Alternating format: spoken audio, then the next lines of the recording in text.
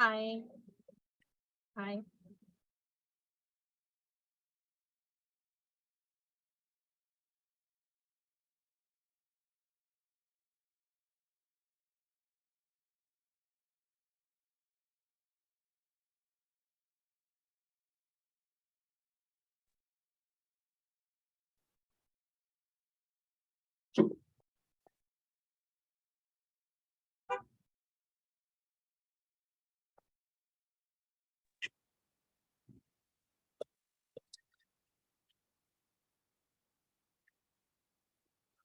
Yo, good day.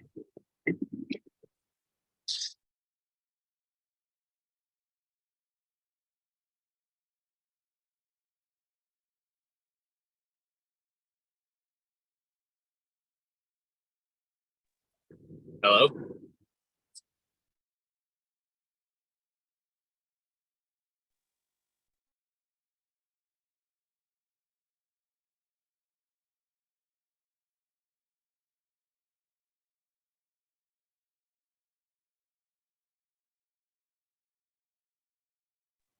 No.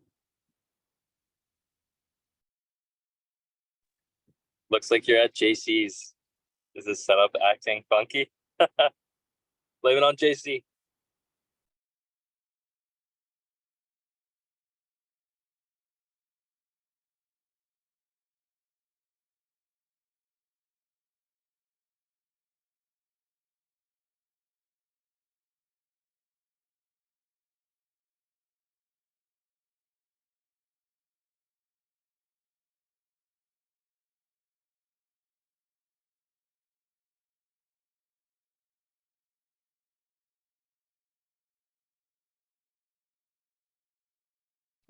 Can you guys hear me now?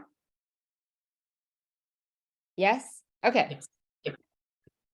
Well, now I can hear you. I couldn't hear. Okay. We made it simpler. Oh. I'm not going to tell him what I did. Can you hear me now? Can you still hear me? Yes? Okay. There's a little button on my microphone. Oopsies. I thought it was all wrong. Anyway, welcome. Welcome, Nick. Welcome, David, Sandy. Dave is not really on here. He is on an airplane. And so Shine, my incredible assistant, is logged into Dave's because I can't possibly try and have to figure out all those logistics. So she is logged into Dave so that we could get on here and get everything recorded. But thanks for being here. And if you guys, as people join, want to want to type your name in the chat, because that gets recorded and that's how you get your points. So type your name, your company name. Those are the logistics I need because you guys want to make sure and get points for coming.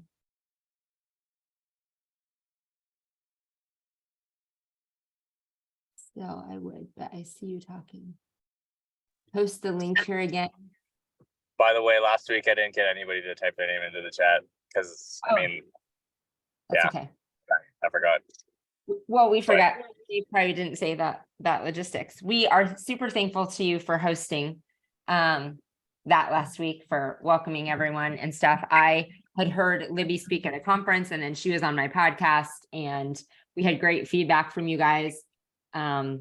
She's awesome. Everyone loved it last week. Oh yeah, last week was wicked. And it was sweet to give away a free flight. Happy that Dave won that. That was cool. Oh, you got to give away a free flight when we were gone? Of course you did. It was good times. Oh goodness. Dave.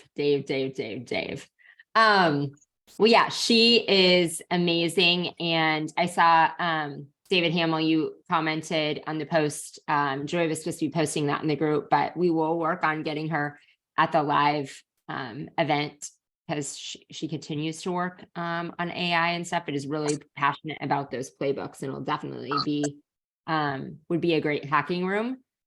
for people to be able to sit in and just, imagine leaving a conference and being able to create stuff, create any systems, processes, and playbooks that you don't have while you're there. So. While we're on the small group of regulars, David, you're always asking about topics that are coming up. So do you guys have any other, last week was an abbreviated one just because we were going to be gone and I wanted Libby to present, but do you guys have any other topics that you really want to hear or presenters that you really want to hear on these lives? I don't know. I gave you a bunch of, I think I typed in one time a bunch of different things. And we do have those on the calendar coming up, and I know Dave is doing I know you had mentioned SEO, so I know that's coming up as well. Yep. I'm probably supposed to show the leaderboard, but I don't even know how to find the leaderboard. Well, I asked about a month ago, and so I have to scroll back to find out where I posted it because they put the link in there for. He should have it. I'll write that down. He should have it pinned to the top of the Collaborate Live group, so you don't have to go search for it. So I can have the person that's doing that pin it to the live at the group. In the chat area, can you put the link for this meeting? The guy I'm trying to get to visit today has been trying to get in, and he doesn't let it. Whatever link I'm sending him isn't quite the correct one because I'm using one that's just the one I use all the time. I need to forward him a link to log in. Yeah, absolutely. Shine, can you do that? Can you post the link to this in the chat? It's on my calendar. I can't figure out how to go back and forth between screens. Thanks for always inviting people, David. You're welcome. I'll try. Yeah, last week was really, really good. There was only a couple of us on there, but it was really, really good. Yeah, like I said, she's awesome. So we use every opportunity to bring in things like that, extra guests and things like that, and area opportunities to be able to collaborate. What was Yes. it about? I didn't get to do the call last week. It was on, well, you guys can say, because I don't know what direction she took it. So I'll let one It of was you. on. It was on AI. And Oh, okay. I think she had 10 or 11 different AIs she uses for different aspects of AI. It was really, really good. So yeah, she kind of goes into each of those platforms and what you can use them for, and just saying the names of them and then you checking them out. And then did she relate it to playbooks? Like, did she show you how she creates processes and SOPs? Yeah. Okay. And she even let us pick a company and what they did and things like that too. And then she built on that, let AI keep building onto it, and it just kept on. I mean, she wrote from a title of Christmas lights, she built a whole employee manual or something. Wow. Oh, wow. Yeah, it was pretty awesome. And she gave us like the breakdown too of how to use ChatGPT to write these playbooks for you, and kind of how to like train them. So we have all that that she sent to us. So it was, it's been a while since I was just like, oh my god, it's like just like so many different things that I had no idea about. It was like which is drinking from pretty a fire cool. hose. Yeah. Well, I'll have Like, to you go do back. that? I'll have to go Yeah, back and watch that recording. We need to get that recording live, because David Hamill was saying that I need to watch this again because there's just so much stuff to go over. So definitely worth rewatching that one. Yeah, so I saw her, JC and I were at QDS with her in New Orleans. And I mean, there's so many speakers and people going, but she like definitely stood out. And then I had her on my podcast to talk about it. But I think it's like that. Like she was saying it all and I was like, oh my gosh. Just overwhelming the things. And I'm sure you guys felt this way of so much stuff out there, and she shows it to you in a way that you can begin using it right away and utilizing it. But then like the drinking through a fire hose component, David, it's like, okay, now I know about all this. She showed me exactly how to use it. What do I do first? Where do I go? What?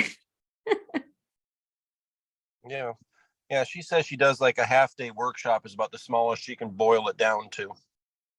And really give you anything you can tangibly really use, in depth. All right, I'll follow up with her again on that. Yeah, I was trying to bring out a guest today, but they ended up bailing last second. She's like my coach, and yeah, so I mean, we'll see. I'll try to bring her next time, and then she's got a couple presentations that she does, so maybe down the line sometime she can present one of her things if we're looking for people.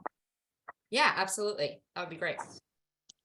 So Yeah, I'll need to look at, who else was on last week? And I think it was the week before that we did virtual assistants, and I didn't realize There was only 2 of us last week.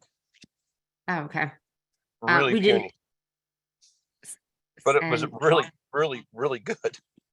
I know, we need to just make sure and let the community know, like, hey, you really need to listen to this recording. So we will get back on really promoting it in August. I know people had a big July, but we love you guys being a part of the community, and we're still bringing some content. Like I said, you guys are the regulars. So as we go here, so we have a new person that joined. Is this your guest, maybe, David? Hello, Yes. whoever just joined us. Yeah, this is Yes, Jesse Damiani. How's it going? Great. How are you? Good, good. Sorry about that mix-up, but I finally got through, so I appreciate that. Hey, that's okay. This is kind of our group of regulars so far. So we're welcoming everyone, and so you haven't missed any content yet. Awesome, awesome deal. Okay, so we also, I was just leading into, we have our live event coming up in October, and registrations are coming in for that. Has everyone on this call, besides our guest, won something free from Dave? Have you won a hotel room or registration or flight? Has everyone won something?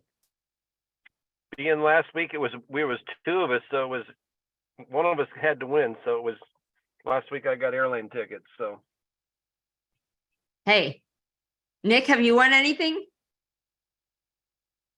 no, I haven't. I'm actually, I never win anything, so I just expect to pay it for everything. Well, we'll have But, to make sure. no, I haven't won anything yet, but right. maybe I'll get lucky.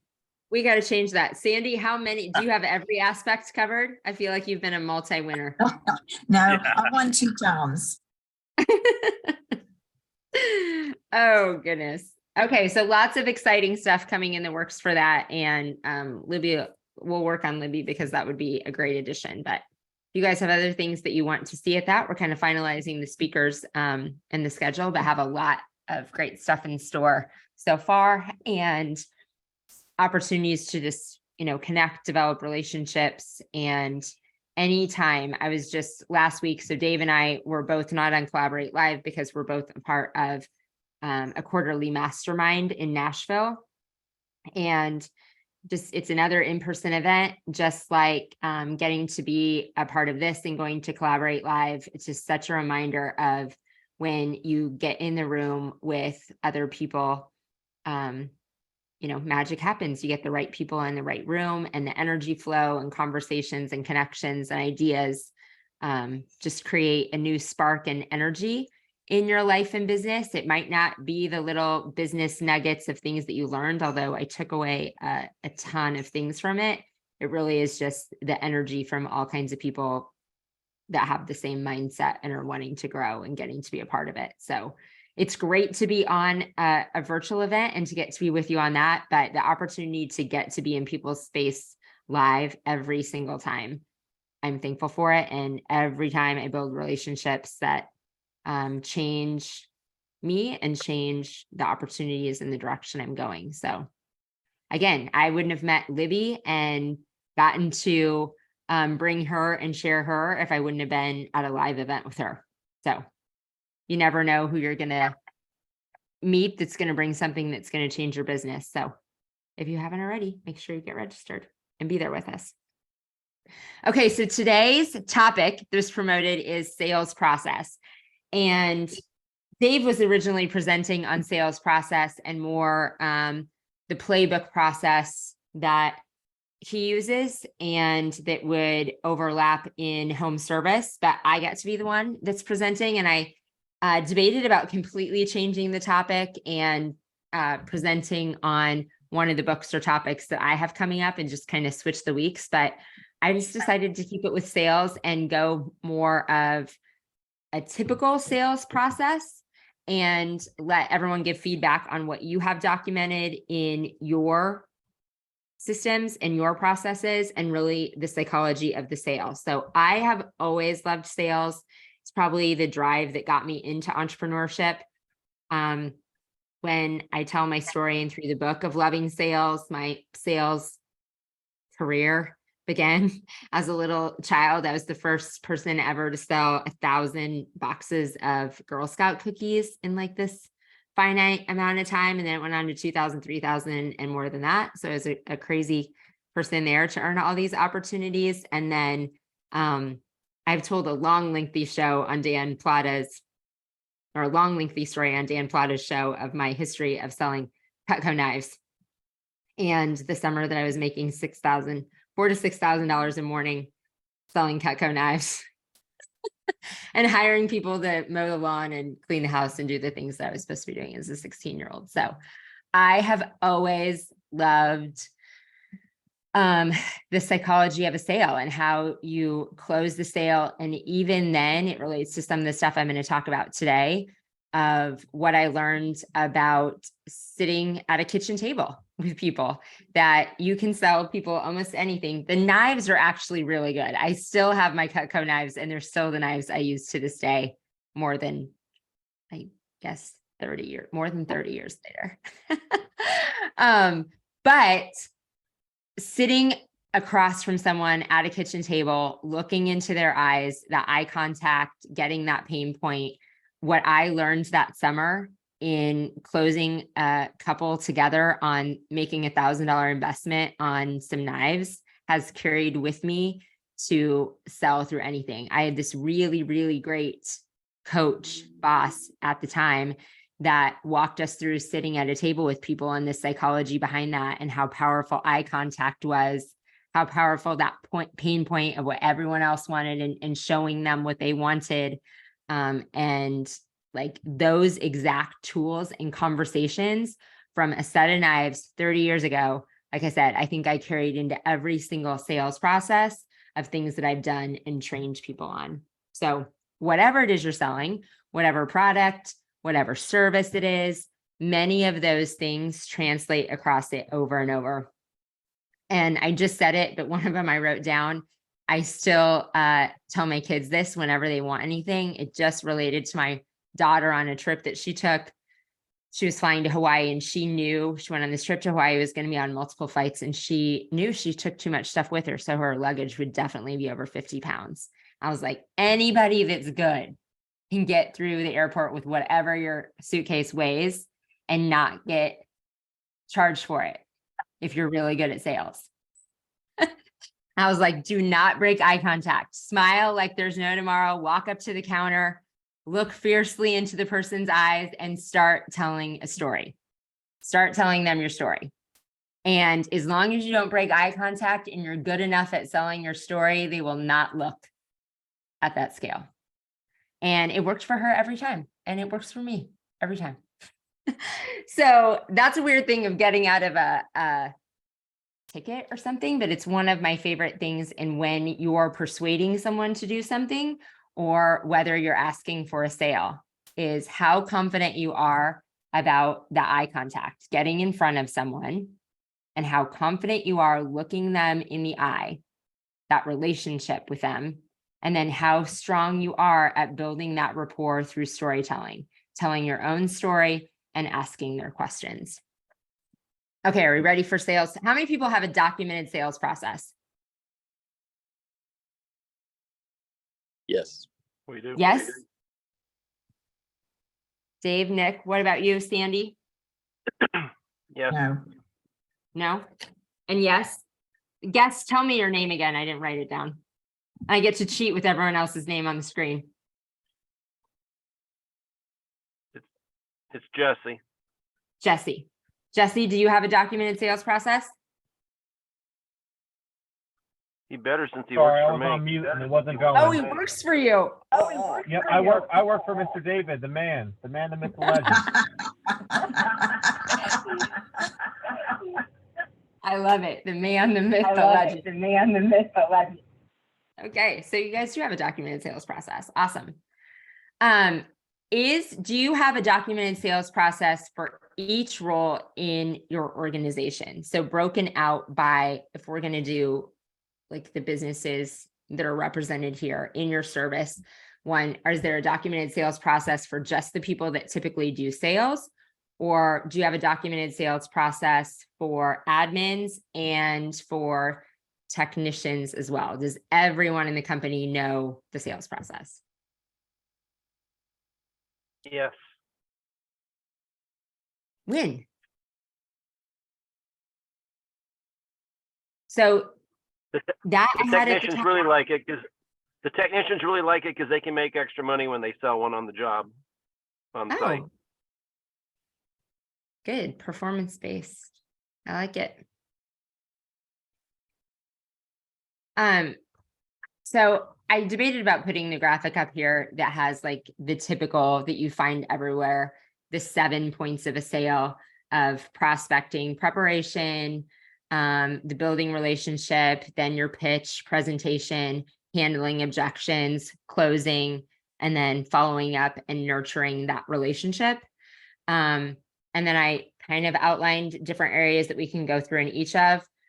When we have gone through topics previously, I didn't post anything for when we did virtual assistants, but this kind of thing, we do have this sales process in a workbook that if you don't have a sales process and going through all these, that we will post in the group. I need to have them revise it a little bit, so it won't be posted like today or tomorrow, but know that the workbook and working through these things, if you want to kind of evaluate it against your sales process, or if you don't have one, check out the group and the page for the workbook on going through each and every one of those steps, because I'm not going to go through all the details in each of them today, but it's important to have a process for each and every one of those steps. And then is that process different depending on your role in the company for each of them?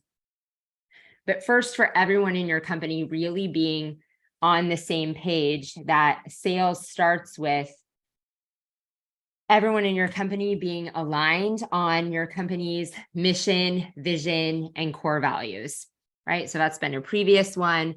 Do you have that clearly defined? And can everyone in your company clearly convey those?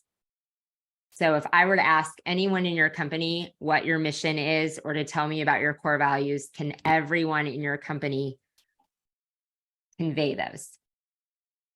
And so you want everyone to not only own those, but to be able to know them enough that they can speak about them if they're asked, because those align with your sales, right? So everyone in your company knowing your mission, vision, core values, having the knowledge they need to about your service and your product, that you feel everyone is confident in that knowledge. There's nothing worse than not empowering people with the correct knowledge and expecting them to sell, and somebody saying something, creating an expectation for a client that's not true. Because people want to go out there and get the sale. The technicians want to go out there and get the sale. People are driven by that success of the sale, and we want to make sure that they are equipped with all of the knowledge so that they are saying the right things.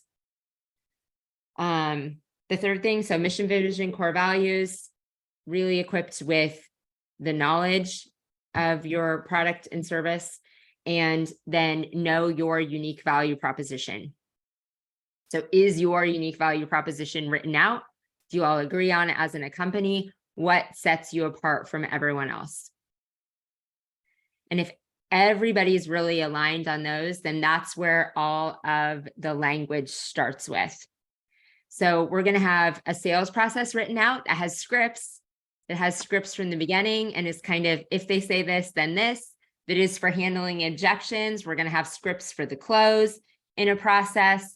But for people to be able to deviate from the scripts and navigate it on their own, you really want people to have a firm understanding of those three things. Does everyone agree? We think we're missing anything?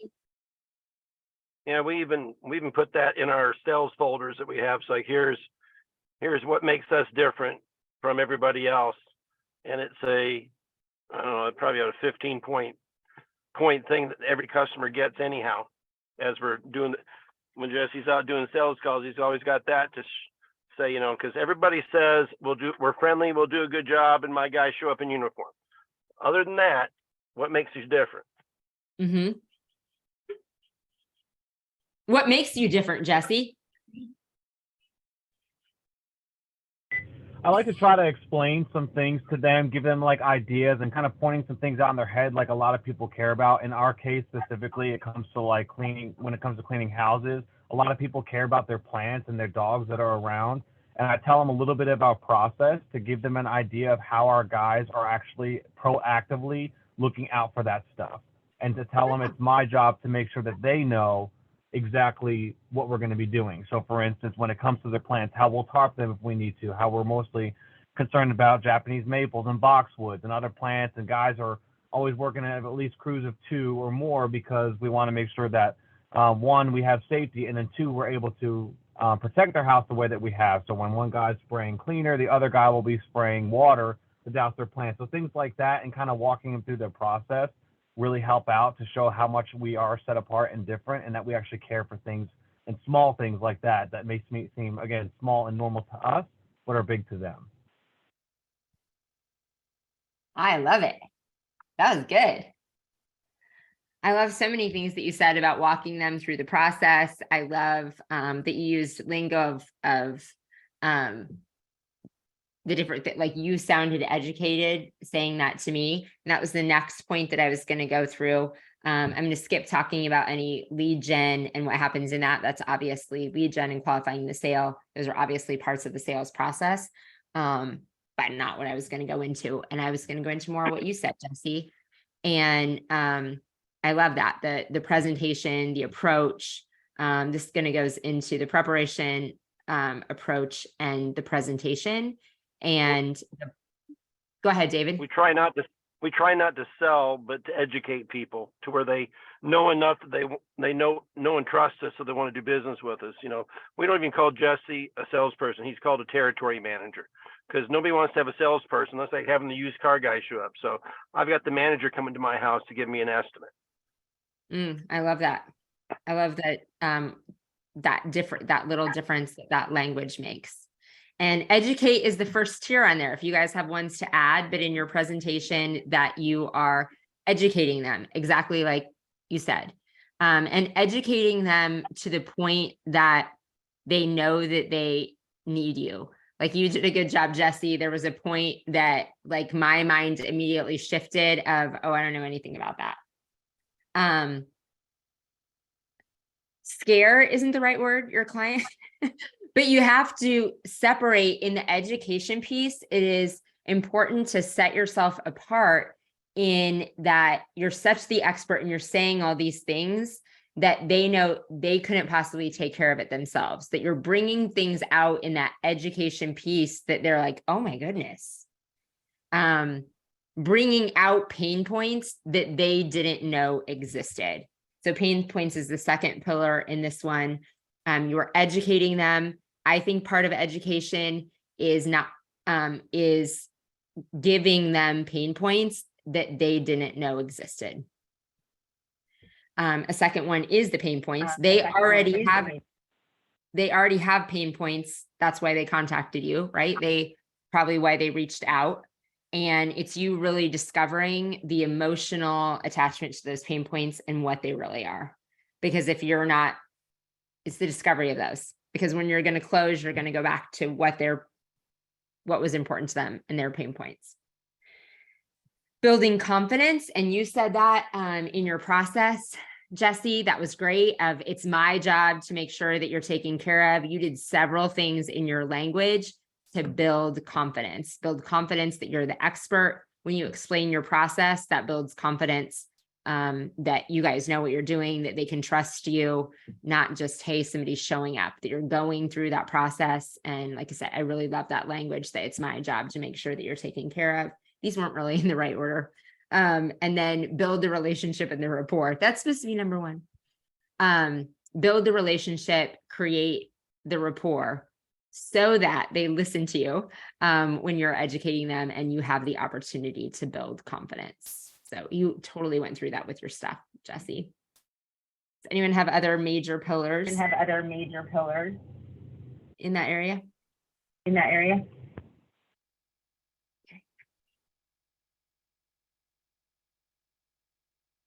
None? Anybody? Does anybody do like estimates over the phone? Not if we can help it. You'll No. sell so much more in person than you ever will over the phone. They've tried to make us switch to that, and I have not wanted to do that at all. Because I Well, agree, when he gets out there, he can do a lot more in person. Yeah, absolutely. So what we do, I mean, we mostly do window cleaning. But we try to just close them on the phone. We don't give them any firm pricing or anything. We let them know that it's going to be confirmed on site. But we kind of walk them through the process over the phone. I mean, we can see most of our jobs from Google Maps, so we'll be able to tell right away, like if it's something we can quote out easily over the phone, or if we're going to have to go to site for it. But yeah, we try to just be as responsive. Sorry? How do you count windows by Google Maps? 360 view, satellite. You can see the sides of I can't. You must have a different Google Map use than I have, because I can't. That's the one thing we can't count is windows. From even when you do it 3D, you can't see enough angle to count the windows right. I mean, most houses I can do. I would say we do like 80% of our quotes over the phone, and they're probably like 90% accurate.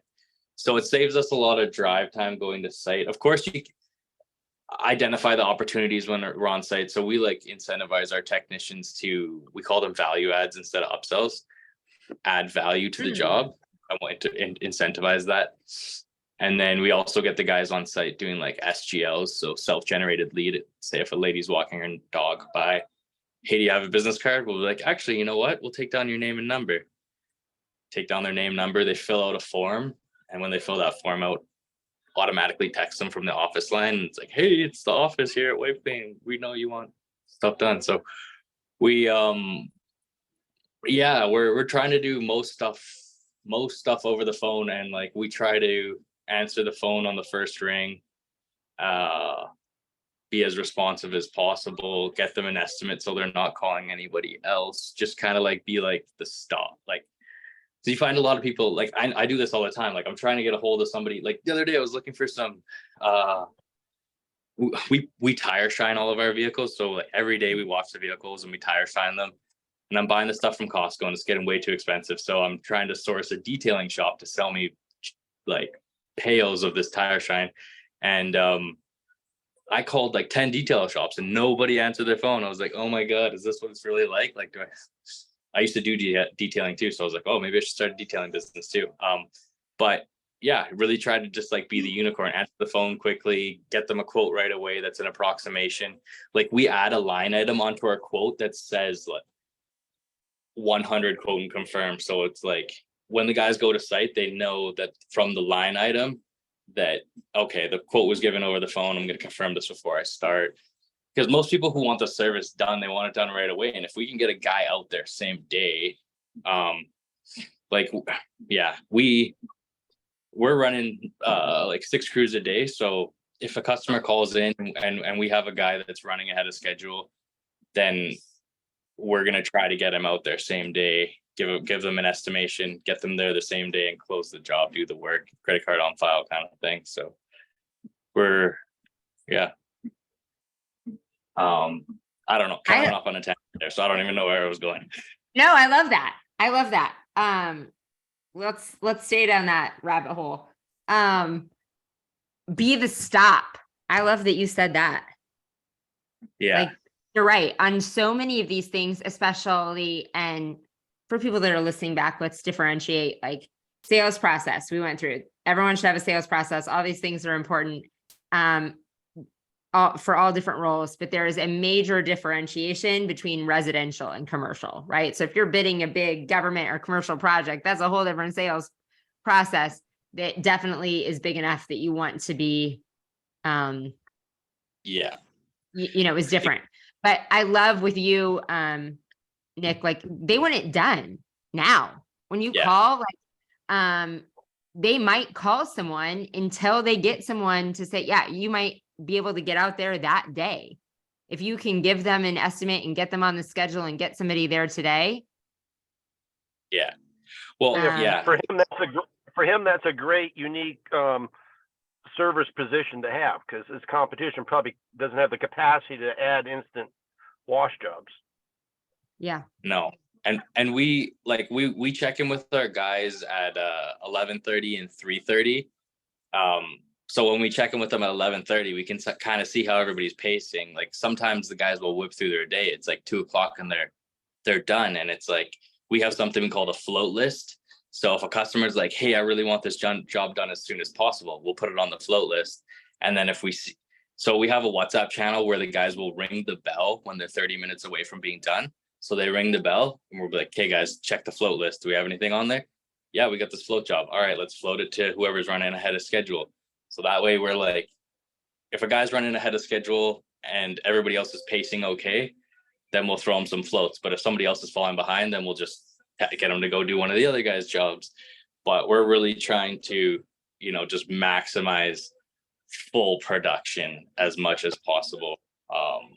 Because, I mean, you can't get yesterday back, right? Like, no matter what, like, once the day's done, it's over. So if you can't get those jobs in and squeeze them into the schedule, of course, there's some jobs that you need to go quote. Like, we just did a job where we spent 4 hours with the client going around all the buildings, recording everything. So we know exactly what's in the scope, what's not in the scope. So when we send our technicians there, they're not like, all right, is it this building or is it that building? Because there's like 40 buildings to do.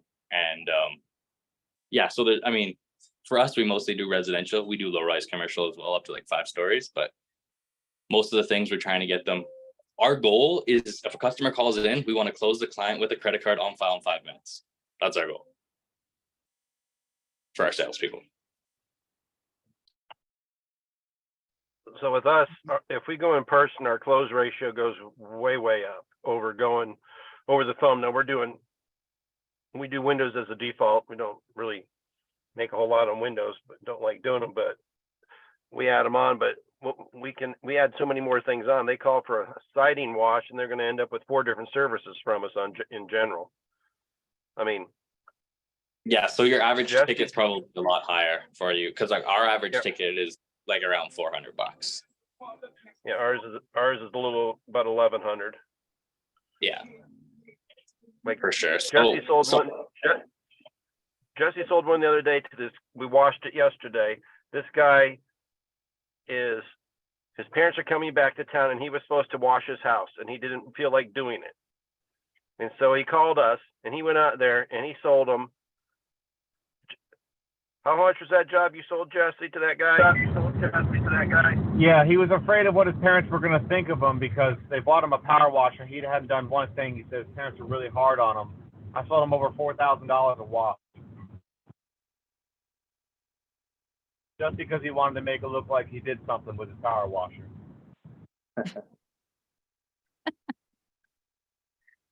Oh, goodness. Well, thank you for sharing all I those think things. on that point, Go ahead. I'm sorry, I didn't mean to interrupt. I was just going to say, I think on that point too, it really helps when you do an in-person. You're able to bring them outside and then they start to see all the things that they don't really like lost in the white noise. They get to see, oh man, that looks really nasty. Oh man, my house looks terrible. Then they start to get embarrassed about how bad their house looks. And I said, well, I can at least tack a price on there for you. And if you don't want it, knock it off. But at least you can see while I'm here what it's going to cost you if you wanted us to clean it for you and get rid of it. And they Yeah. like that a lot. And so it kind of helps out bring that as well when you're able to do it in person. And also I have to jump off in about like 2 or 3 minutes. I have an estimate here at 3:15. So Well, we appreciate you joining us today and adding some value. Like I said, you brought up a lot of great points, and we were able to, see through your verbiage, those things carried out in action. So thanks for your contribution today and being on with us, Jesse. And Nick, thank you. thank you. There's definitely, times and situations for each things of, hey, how can we crank them out? How can we be the stop and be the unicorn? And you have all those identified and that works for you. And there's situations of how we can do that. And then there are situations of, hey, how can we be in person? Or, when do we need to be eyeball to eyeball? So how can we utilize all those, but how can we equip everyone? I love, Nick, that you also said value add. David, you have a purpose for, a plan for your technicians and being able to make more money when they are out in the field and add things on too. But you guys have those in place of how do we have sales opportunities at every point and equip everyone for it. For sure. It's part of Yeah. why they all carry business cards with them, because they're always somewhere getting gas or having lunch, and they're in uniforms, and people always ask them questions, and it all works together. I do have a Absolutely. question for you for what you said. Originally, you started your story out with selling cutlery and how you wanted to sit across from somebody at their kitchen table. When you Yeah. get a couple, when you're talking to a couple, how do you pick which one you key in on the most, other than the one that looks like they're leaning more to, I'm the one that wants this? Do you key on that person, or are you trying to convince the other person that your spouse is really correct, you need to do this? So that was a skill in learning who's the decision maker. And that's kind of through questions and asking questions and asking about things in their life. And you can kind of tell who's made the decision, like who made the decision on their most recent vacation. If you can get to that, that's going to be the person that is the decision maker. You're kind of talking to them both. If one person is hesitant, how do you bring them on board? How do you catch them up? So you definitely don't want to be leaving one of them out, but you can usually find out who the decision maker is. The other important thing about a couple, I will say, that I didn't address is in big buy situations. Sometimes in couples, it's somebody makes the decision on their own and they don't need both people. But that's something to identify, especially if you're going in person. If you can identify, and that's kind of like in one of those clarifying ones, like, are they able to make the decision? Are you even making the pitch to the decision maker? Yeah, you always want to get to the decision maker when they're not there, when they give you the excuse, well, I've got to talk to my husband or my wife. Now, my next question is, well, from what we've talked about today, what do you think their concern would be? Yep. And then you see them stumble a little bit because they really don't have one. And then I say, well, I tell you what, so we don't have to come back out here again. You can get this done what you want. Is it okay if we call them right now and just ask them if they got any questions while I'm here? And you just don't take no for an answer. Yeah, I don't take no for an answer until they say, stop calling me, because they're going to get continually recalled on the phone. They're going to get emails. They're going to get texts. They're going to get postal mail until they say no. Yeah, that's It a might good be point. 6 months. It might be 6 months from now. They're still going to keep getting stuff. That's a good point in the Because in that now follow-up it's so sequence. automated, it's easier. Exactly. That if you haven't closed them, on that rare occasion, we don't close them on the spot of what does that follow-up sequence look like? And what is that process? And like you said, right now, most of the time your process for that can be automated. So. Awesome. Well, I Another good- appreciate, yeah, go ahead. One more topic for the future might be a good, setting up a good referral programs, whether it be a group you're in or what you do with your own customers to get referrals. I got sorry, Dave, I was gonna ask you, what do you use for your follow-up? I know you mentioned Chirp a few meetings ago. You were talking about Chirp, and I Right. think you're on House Call. What do you use for follow-up? Before Chirp, we used House Call, but now that we're on House Call, with Chirp, we like Chirp better. So we use Chirp for that. Now I've got two companies. We use that for the house washing. For my concrete floor coating business, we use Go High Level, which is a common one for people that do Facebook marketing and things like that. And we can plug those reminders in that keep it going on out constantly. Plus, every 2 weeks for the first 6 weeks, we keep on recontacting them in person on the phone, trying to, hey, you got any questions? Are you ready to move forward? You know, we don't ever give them a discount. We can take something off of a job, but we try not to discount to get the business, because then you're just like, well, you said the job's $1,000. Why are you going to do it for $800 now? Was it not worth? Is that what you should charge me to be? No, it's always take something off, or maybe add a little something for free. You know, like, hey, we'll do this little tiny patio you got over here. We'll just throw that in for you if you want. But we're never going to come off the price, because the price is what the price is. Yeah, for sure. No doubt. I was working with one of my techs the other day, and he was talking to the customer, because we call them quote and confirms. The guy's trying to get him to go down $10. He's like, the price is going to be, I think it was a small job. It was like $260. He's like, yeah, the price is going to be $260 plus GST. And the guy's like, so can we do $250? He's like, yeah, I got $260 here plus GST. And he's like, I want to do $250. And he's like, my system here is telling me $260 plus GST. And then the guy's like, all right, just go for it. It was just like, awesome. I love how you didn't even like, we can leave off these two windows if you like. Yeah, exactly. I was gonna say too, for referral program, as you were mentioning that, we do something with, like, we call it a power group. I'm trying to get more and more people onto it right now, but we like refer out a bunch of high-rise window cleaning, and they kick us back. So anytime we send them a lead, if they close it, they send us back 10%.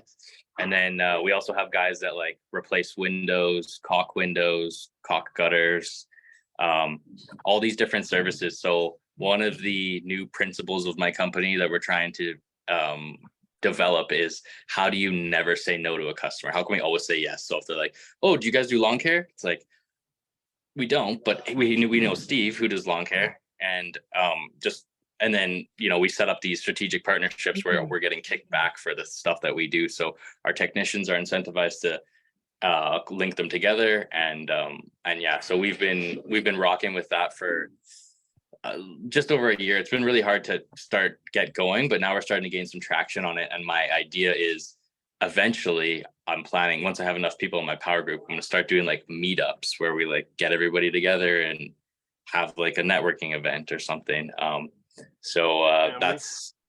That's an idea that I've been running with. Yeah, we do that. I started one about 14 years ago. I think we got 28 members right now. We meet once a month. And everybody's familiar with BNI that's still here? Yeah. Yep. Okay. So I did BNI, and that was a waste of time and money, in my opinion, because I couldn't give it that much time. And when you gave all the referrals, you got nothing other than a show me the money slip that said, oh boy, you did good. So I took the best of BNI, which is one person in every kind of business. And we meet on the third Wednesday of every month. I give everybody 2.5 minutes to talk about themselves. With BNI, you get 45 seconds. I let them pass anything around the room they want, but show me the money is cash. So if I give you a lead that, if somebody gives me one for, say, a concrete floor, I give them $200, as I know what my cost for acquisition is for my customers.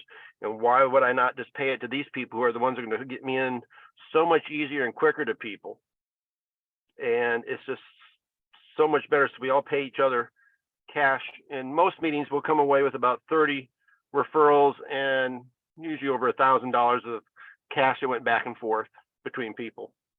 And then I'm acting like their business coach right now. So we're going through every meeting. We're working through right now the book, The Door-to-Door Millionaire. So I'm covering 2 chapters a month with them to try to help them. They don't realize I'm helping them help me. Because the Absolutely. referral No, group is like That's a bank. wicked. You can't get anything out of it unless you make deposits constantly. Then you start Yeah. to get a lot of stuff out of it. yeah, 100%. For sure. So it's good that you're trying to make this work. For sure. No, You'll see happy results to. you'll see results down the road. Yeah, I like the cash idea. That's really wicked. Yeah, thanks for sharing. Awesome. Yeah, that is. I love what both of you guys are doing on that. And that's just the business to business side. The customer side is a complete different setup. So, Yeah, but I'd like to hear what other people do with that one as well down the road. that's a good topic. So I might interrupt the regularly scheduled program, whatever was coming in.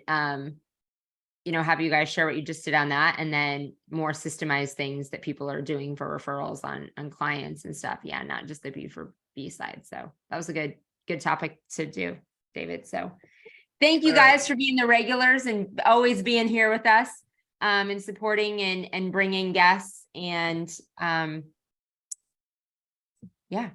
stay tuned. I got to bring visitors. The only way I can get points. I'm not a world traveler like some of these people.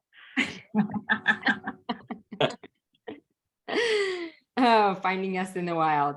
Now, Nick, I heard you I don't think I ever saw a picture of you in Arizona when you went to Vertical. Yeah, I blame Jonathan Maynard for taking the worst picture I've ever seen in my life. But I actually hilariously, I took the picture and I made Dave like sing the song. So I have it like it's a video now of like Dave singing the song, and it's hilarious. I'm just waiting to post it. I don't know why I haven't posted it yet, but yeah, it's so funny. I'll put it on the group right now. Okay, sounds good. What you giving away today? See, I'm actually in charge of making sure the event works. Well, last week neither of you were here, and the fill-in guy even gave away stuff. Because Dave told him to. I was like, I don't know who's financing these giveaways or how that factors into an event, but oh, maybe there's bonus points for the people that showed up today. I can definitely give away bonus points for today's thing. So you get double points for being here today. Yay. That's good. I'll give away that. So everyone gets like an extra 5 points for being here today. So, and David, you get extra because you had an extra person on from your company. So you get like 4 times the points. Hey. So They're good. there you go. Racking up the Catch points.